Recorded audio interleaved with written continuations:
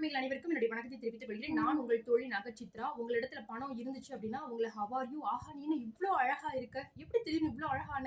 உன்னோட எல்லா விஷயங்களும் உன் ட்ரெஸ் ரொம்ப அழகா இருக்கு, உன் வீடு ரொம்ப அழகா இருக்கு. நெறைய விஷயங்கள சொல்லுவாங்க. அதே நேரத்துல உங்களிடத்துல பணம் இல்ல அப்படின்ற பட்சத்துல, நீங்க அவங்களோட க்ளோஸ் சர்க்கிளா இருந்தா கூட ஹூ ஆர் யூ? அப்படின்னு கேட்பாங்க.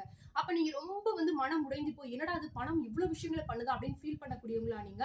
அது மட்டும் இல்லாம நானும் அவனும் ஒண்ணா தான் லைஃப்ப ஸ்டார்ட் பண்ணோம். ஆனா ரொம்ப சீக்கிரமா அவன் செட்டில் ஆயிட்டான். அவன் பண்றது எல்லாமே இல்லீகலா தான் அப்படின்னு சொல்லிட்டு ரொம்ப ஃபீல் பண்றீங்களா நீங்க? அவங்க சட்டத்தின் பிடியிலிருந்து தப்பிக்கலாம். ஆனா இயற்கை நியதியிலிருந்து எந்த நிலையிலும் அவங்களால தப்பிக்கவே முடியாது.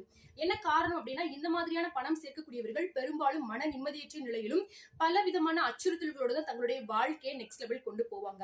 ஆனா உங்களுடைய முன்னேற்றமானது மெதுவான நிலையில இருக்கும் பொழுது, உண்மையாக இருக்கும் பொழுது நீங்கள் மேன்மேலும் வெற்றி அடைவீர்கள். உங்களுடைய அந்த ஒரு உயர்வானது அனைவராலும் போற்றப்படக்கூடியதாகவே இருக்கும் அப்படின்னு சொல்றாங்க. சோ அது மட்டும் இல்ல ஓஷோ என்ன சொல்றாரு அப்படின்னா, உங்களுடைய செல்வ செழிப்பு நிலையானது மற்றவர்களுக்கு ஒருவித போதையை ஏற்படுத்தும். அதன் விளைவாக அவர்கள் உங்களை கீழே தள்ள நிறைய வாய்ப்புகள் உண்டு அப்படின்னு சொல்லலாம்.